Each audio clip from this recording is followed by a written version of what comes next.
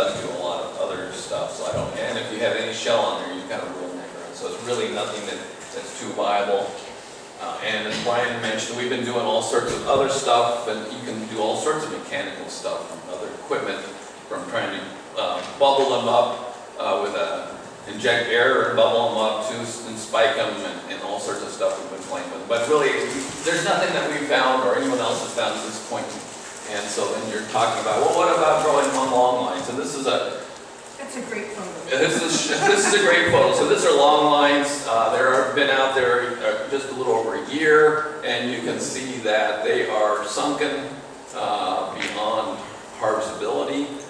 And you can see all the shrimp there, and they won't make it as a 2-year cycle. They're not going to make it to the 2nd year. They're going under fast. There's about it's about a 20-acre field out there, and you can see that yeah, that's a lost investment. You can't farm that long. And then here's just essentially another one that was lost, and once those poles actually end up getting buried underneath the ground, and so you essentially have, this is a 4-acre plot of long lines, and there's essentially a mile of buried PVC there that was sort of buried in perpetuity because it's not going to get pulled out once it's below the ground. So that's an issue that no one really seems to be worried about. And so I talked to my daughter the other day, my granddaughter, and I said, what do you think? And she said, growing shrimp are really, it looks like it's a really serious problem, Granddaddy, and I don't think I like the Department of Ecology. They're really screwing you over. Maybe you should just come and play with me. And basically, the point is, she's probably too opinionated, but You agree with her? I agree with her. I don't know where she got those ideas, but we really don't know where to go, and that's the problem. There's no solution. I don't know what's going on, and I'll leave it at that. Yeah. Well, so I have a question. The long lines you showed with the posts. Yeah. How tall were those posts originally, and how deep were they? Okay, so it depends on when these were put in. So they've changed. Traditional ones were about 2 feet, correct me if I'm wrong, very foot and about a foot above the ground. They've gone down to 3-foot lines, and so they'll be 2 feet below, and then they've gone to also doing what Eric showed you earlier, putting a T on the bottom to support that. And I think in all cases there, you just can't put them in that kind of ground. They're doing sink regardless. Now maybe if you went with a 5-foot T-post, maybe you would do that, but then you got a lot of investment, a lot of pipe. Yeah, and you still can't send a crew out over the ground. Right, and that's walking, and Eric mentioned that, walking, you basically take your life in your hands there walking through that stuff. I mean, it's really hard. It's really, really hard. Yeah, right. Well, the whole issue, Roy, don't take this the wrong way, it's fine, play the devil's advocate, but that permit that Ecology turned down, that was only for a very small percent of the area of the bay, right? Well, it's 500 acres proposed treatment. No, That's less than, yeah. Out of 44,000 intertidal acres. Okay, 500. Right. Now, the idea is to eradicate the aquarium shrimp. No. It's not. It's just, the idea is just to pull weeds on your garden. Pardon? It's not to eradicate bird shrimp. It's only to pull the weeds in your little garden plot or control shrimp in your little. I meant to be able to control down in your spot. Right. Okay, but it doesn't really kill them, it only makes them weak, doesn't it? You can manage them. I mean, you can essentially get them down to populations that you can manage. But then the argument was also being made, well, if we don't do something about this, the whole bay is going to be ruined and turned in. So, I mean, what good is it going to do to try to say 500 acres, 43,500 don't get treated too? I mean, it's like winter cancer, taking out a point-sized piece so you can have a healthy fish. No, I would argue it's not, because I'm arguing that you're allowing me to grow a crop on my farm. And what happens adjacent or what happens on someone else's property, that's their farm, that's their property. You're allowing me to have a livelihood. Okay. And what happens, it doesn't, it's going to spread maybe onto my farm, but at least I can farm, I can make a living.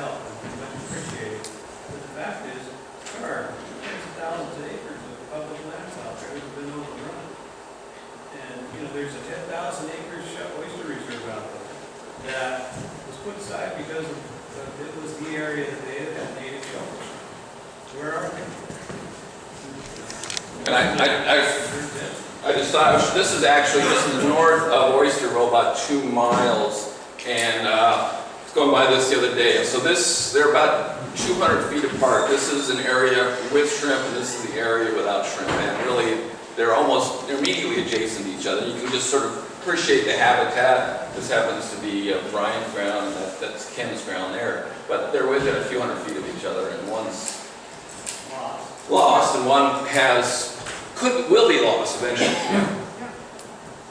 Now, where I live, we have trouble with tansy, and people are fined for not taking care of their tansy because it spreads to the whole county. So why couldn't that apply to this? I Because the mean, state would have to find themselves first. Yeah. The state's the worst neighbor you can have. Sorry. And, it is. yeah. I know, but it seems like the same thing should. I'm up next. I'm losing my own talk time here. I don't care if you're going over the whole thing like that. Okay.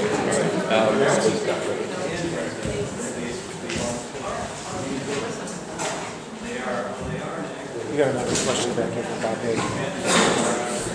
I actually have one more comment. Okay, Brad has a comment.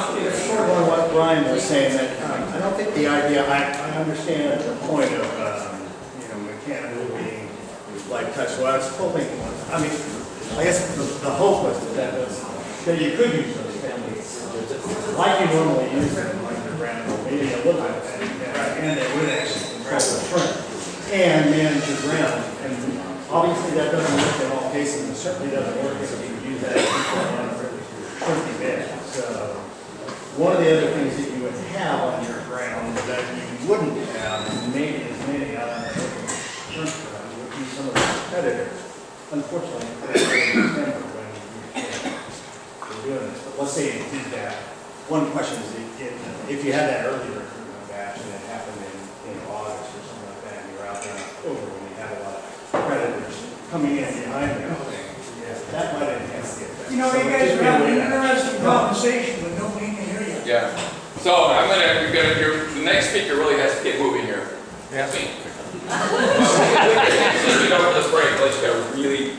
Well, I have just really good idea that my dad just thought of. So when I take my electroshocker out to the streams, everyone. Right. Okay. So I just thought we'd go back to Spartina and at least talk about something that's been successful, so we're not so depressed. So since a lot of you guys are new to the area and are young and maybe haven't really seen Spartina, and so I thought it would take a trip down memory lane. And so this is off the Nema Flats. This is Spartina's heyday. This is out in front of a little bit north of Doug's house out there. And this is what it looked like. This is the whole South Bay essentially looked like this beautiful, flowing green meadow. I mean, it was lovely, just lovely. Here is the South Bay. So if you were to stand on the corner just here, look all the way across to Highway 101, right over there, it would be just 5 miles of solid green meadow as far as the eye can see. I mean, it was just amazing, and just really, it was amazing. Here is to the east of Long Island. So this is Long Island. This is Cafe Lewis Slough. Big, lush, tall Spartina, just beautiful. This house, look how thick that is. So we kind of went through this game. How do we get to control it? So I just thought I'd run through. I found some little slides. So the agency, so we can crush it. We can. This was one you probably remember. There's a big rototiller in front of an airboat, so we can till the thing. We can harrow it. This is out in front of Oysterville, in front of Sydney's house there. We can cover it. This is south of Sydney's house there. We can dig it up. And I mean, none of these things were, these are all serious projects that millions of dollars were spent pursuing. This is actually in front of, this is off the Palix Bridge, the Cell Bridge, right in front of Doug's house. He lives right up there. And so this is the plots we put in there, and chemical control. This is off of the south parking lot of Ledbetter, of State Park up there, where we put in some chemical controls. And over the course of time, we we sort of graduated up to this chemical control where we're going big scale. These were actually some booms that had sensors on there. Each nozzle is a light, sense green, so I saw green and sprayed. So there was lots of pretty cool stuff. And here's some refuge in South Bay after going over. And so when you're going again with those booms, saw green light and retreating and just spray those areas. Here's one of my favorite slides. Look at all that beautiful dead Spartina. Here's another beautiful slide. Also the Neiman is beautiful dead Spartina. So we had a lot of dead Spartina. And this slide, you probably don't even know where it is. Anyone recognize that site? So there's the drawing. And where Tokeland is right down here. And this is all gone. Isn't that cool? That's all done. We didn't have to control it. The ocean would have controlled it. Anyways, well, that's kind of neat. And so you can, this is off the Palich River Bridge, and Tokeland is, Bay Center's there. So this is solid meadow, and then after control, and this is what happens. The shorebirds, basically, none are using that, but when you control it, then they go up pretty high. And we similar data that we got for all these other sites. So it's pretty cool stuff. And sort of we look at the succession before Spartina, control of Spartina, and then post Spartina, you have the succession of native marsh in some areas. And you can actually figure out how much succession you have. You can go to Google Earth and you can look at all these little mounds there, and you can plot the whole bay. And we've had about 500 acres of native marsh succession bay-wide. But it's mainly in just a few spots. On this side, very little. And is that good or bad? It's just, it is. But, so it is, so we lost about 500 acres totally, but it's, we did get back tens of thousands of acres. And so you have to ask yourself, so how are we doing? What's the future? So this is this data from all the areas in the state Department of Ag's data. So this is projection over time. So we were at about 8,000 acres, solid acres, and we're down to less than a half an acre. But some of these other areas, Island County, they started with like 30 or 40 acres and still have a couple acres left. All the other areas, I mean, we're all going in the right direction, but Pacific County, by and large, has made phenomenal progress. And, so that's, but it's not perfect. And so this is the, each dot is a location of Spartina, where it was found. So these are dots of 2015, here's our dots of 2016. You can see that there's some hot spots. This is off of Tokeland. Here's the Willapalm Meadow here. There's a little bit area in there off of the Palich, and little parts, the hot spots in the south part of the bay. And so you kind of wonder, why are these hot spots? And I think Ed and it's going to talk about this.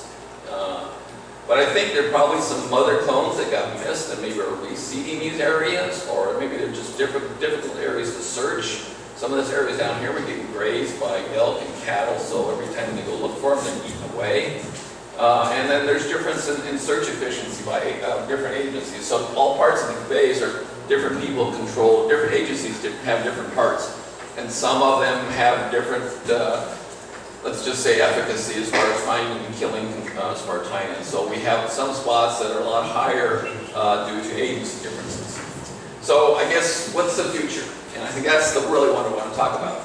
So if you look at state law, requires 6 consecutive searches with no detection. So that's 3 years each, 2 searches per year. And by law, we are mandated to eradicate. The RCW says you have to eradicate Spartina. So this is just not going to happen.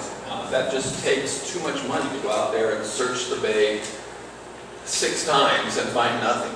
I don't know if maybe it's a legal mandate, but I'm not sure we can afford it. So what can we afford?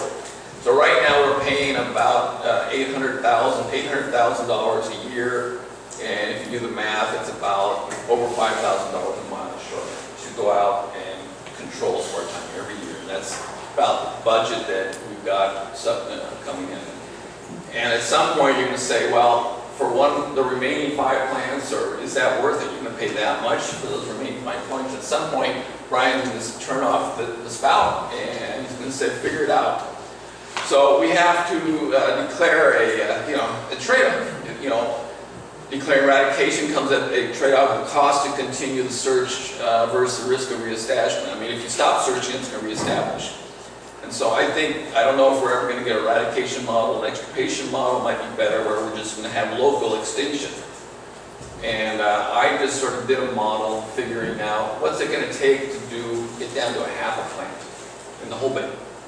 And you can use the attrition rates of 64% reduction a year. That's about what we've been doing, 64% a year for the last 3 or 4 years. And if you do that, we're going to get down to a half a plant in 2024. So, but each one of those years is going to cost us $5,000 a mile to get to that plant. And do you want to keep paying to get down to that? I don't know. And we're still not going to eradicate. Eradication is down here to 2030 because you're going to find that last plant is still going to be hard. So it only takes 1 or 2 escapes to make a mockery of all your efforts. And so, for example, this is, I think, some cool data. So the agencies, they go out and spray, and when they find some seeds, they bring them back, we get to germinate them. So in 2010, they got a meter diameter clone, which produced 5,000 viable seeds. So we get 1 of those escapes, and half of those become viable seedlings. You know, we're way back where we were 5 years ago. It doesn't. In 2016, we had 1 isolated plant that had 200 viable seeds. This last year, we had 3 plants with 70 viable seeds. So, and half of the plants that were brought to me after 9/11 produced viable seeds. So, even though it's wind pollinated, there are these plants out by themselves. They shouldn't have viable seeds. They shouldn't get viable pollen. They're still managing to either self or do something. We're not sure, but they're fooling around and they're getting. So here's one column that was, I think, Todd brought to me off of the grassy island there, and you can see out of that all those little germinated new Spartinas coming in there. There's 7 viable seeds on that 1 seed head. I think that just takes 1 escape. So the risk of reestablishment, you know, that's a big deal. And so if we're sinking, the probability of detection is about 65%. You're going to find them in the first place. We're getting about 50 to 90% control success. It's not perfect. If you get, you know, new seeds, but let's say 20% will be viable, and then but short persistence, colonization rate, you're going on old data, it increases about 12% a year. So you can do a fancy model and figure this out. I'm not smart enough to do that, but there's a lot of variables that go into that risk. But I thought probably a better way of looking at this, and I think Ed and Jeff are going to comment on this, is, well, how can we just improve our success for the future? And I think better cost efficiency with just 1 agency rather than 4. So we've got 4 or 5 agencies going through, and there's a lot of overhead with each one. If we can get down to 1 agency doing the bulk of the work, it's going to be more cost effective. Better analysis of the data. So right now, it's a pretty cool system. Every plant that they spot goes up on a website, Department of Agriculture, the minute they find it. And there's a photo taken of it. You can do all this stuff with it. I think we should analyze that and come up with some sort of analysis of prediction model of where you're going to find them. What are they coming from? Are they coming from seeds? Or maybe you can come up with some sort of model of why we are finding them where we're at. Start switching to some drones or aerial searches in the fall. It's just hard work to go out there, and it's hard work. We can probably increase our kill rate right now. You're starting to spray early in the season. We've probably next month or so. Small plants, they're just harder to find, hard to control. If we can spray more of our stuff later on, we probably get better kill, better treating of marked plants. A lot of the areas that we find Spartina is stuff in areas where we've already treated, better utilization of existing marked plants, and just using our software. Here's sort of what I was thinking. If we put a bounty of $100 a plant, and you might get me to go out and look for Spartina, or if you let me just pay me $2,000 a mile, a linear mile of Spartina, and I can do that there, and maybe I'll do 10 miles. and just walk it 3 or 4 times a year, and say it'll be $10,000. I bet you can, some of these areas you couldn't do that, but some of that area you might be able to do. It might be a way of addressing how we're going to do this in the future. I don't know. So, okay, oh yeah, one final issue. So removal of Spartina from non-cooperating landowners. So we have one major non-cooperating landowner that just didn't want to play in the sandbox with the rest of us. And I think we now have that permission to treat them, don't we? August 1st, 2019. That's, so you're away. Okay, so that, and they've been mowing it, but we did find one seed that germinated off on their property, so technically that was a violation. And Kim, do you know how much it costs the county in legal fees to? Probably 6 zeros. I have no idea. I have no idea. A lot. Over the course of a long time, yeah, a lot of money. A lot of money. Yeah. So, I'm gonna turn it over to those guys. Mike. Well, I was just gonna say, I read in the paper a few weeks ago where this state fisheries department was paying a bounty on some fish in the river, Spiny, Oh, minnow or something. yeah. And one guy collected like $68,000 in bounty money. Well, they strongly suggest against the bounty for finding Spartina. Because I'll plant it in my own yard. Remove that one from the top. Okay, well, you just pay me $2,000 a month. Okay, and Jeff, you got that. Talk. What? You guys want to say something? So these are the guys that we all work. I just talk to them pretty. Yay. And talk to them. It's my responsibility. Yeah. That means that Darcher, been doing this for 15 years now. Talk louder, Ed. What? Louder. Louder, me? Yeah. Oh, that's a first time. All right. I'm gonna go over some numbers from last year. It would take longer than 5 or 10 minutes to answer or fill in, Kim's dialogue there. Last year, BAY, and this is all the 5 entities that are responsible or have territory today. County has, I would say about 3/5 of the day, overlapping, some in refuge, some it's a hodgepodge throughout. It's just kind of checkerboarded. DNR, Washington Fish and Wildlife Refuge, and the Shoalwater is responsible for their around. Total amount of plants that was found last year was 471, which is, to put it in perspective, the previous 3 years we had plateaued at about averaging about 1,600 a year. So this was a pretty precipitous drop, and it was some areas, a lot of areas dropped dramatically. There were 3 sites that is county property. Let's see, 75% in these 3 sites, and out of that total 221 that we found. We're definitely headed in the right direction as far as going towards eradication, although I don't know that I can agree with Tim's mathematical model where you just have it. I think it's going to be a long slog. I think, personally, I think about 3 years, 4 years will probably be down to single digits. And it's going to be tough then for several reasons. I don't expect funding to be an issue. At least not with us. We have virtually no overhead. We have, it depends, I guess, how you qualify or quantify administrative costs, but none goes into his salary at all. Everything is pretty much roots on the crew, mine and the crew that we hire, and I'm not full time.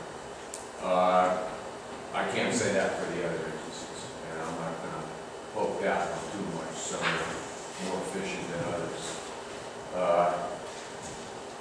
Let's see. Lack of urgency is probably going to be an issue, or it is an issue. As time passes, it's gonna be online. Let's see what I got here. Go on to the public eye, memory phase, and there's gonna be other priorities and issues. And, you know, it's just gonna have to be monitored, kept up. Also, finding qualified crew is getting tougher and tougher. I've been blessed with having a good crew the last four or 5 years, and they're leaving as they should and finding work, you know, full-time work. And it's just not the same workforce as it used to be. And, you know, as people, their attrition, as people, you know, like Kim and others, Dick, for instance, and others who were involved in it originally leave, you know, there's a lot of knowledge, and I don't know, when we're gone, it's, I don't know who's going to replace us. Not been any stars, it's just, it's not the same ballgame anymore. It's going to just require consistent, meticulous, I can't even say that, area, but the bay is shrinking as far as the areas where the Spartina is located. I don't know that any has been found below a 4-foot tide line in years. And if anybody can take exception to that, I'd like to hear. Todd? Now, and I think to address where it's found, it's typically found regrowth from plants. These aren't new plants that are coming up. Typically, it gains energy, enough energy to put up a new shoot within one of these converted salt marshes that used to be all Spartina. That's typically where we find the plants now. With a couple of set, we've had areas where we've gone really back and found patches that were not regrowth. It happens, but much less frequently. I think the next year, I think, I don't know, conservatively, like 300 maybe. Yeah, it could be 200 to 300 this year. Yeah. I think, you know, I would say, emphasizing the landowners that they're planting not to weed, and they're financially responsible. My motive is people to make sure they're on proper focus on. Well, a lot of people don't know. I mean, how many people have even seen us part-time? I know it's not. It educates. I think, you know, you talk about the day-to-day, I'm not hard to know about this, it's kind of the Paramar, Right. Our property in Oceanville, it's all the way up as far as saltwater would flow in the evening area, when you find these spots. It's going to take monitoring. It's going to take people going through there yearly. But there are areas where the either 3 years, actually it's 6 passes. It doesn't have to be 2 a year, I don't believe. And there's areas, a lot of areas where you don't need to make, you know, I think we can concentrate on those areas that continue to, you know, the multiple passes, maybe 2 a year, because in the springtime, that many, you know, there's a few plants and it's almost counterproductive. That's just a legal definition for the I state. know, yeah. Whether you need to But go there or not, I don't know. I think it's positive direction, you know, as far as continuing the, you know, the path towards nothing, but it's going to be a little bit. Okay. Also, I just, Yeah, want- go ahead. I think is, you know, there needs to be some accountability in certain departments too. Where the amount, you know, there's the fund, you know, the funding is quite adequate for overall. Should be trickle down or trickle up, not trickle down. Anyway, Thanks, questions? Thank you, Ed. We used up the time for our break, but I'm going to ignore that. We're going to have a 15-minute break now before we move on. So, and I also want to say I'm disappointed I haven't got more messages on my bulletin boards that are up there.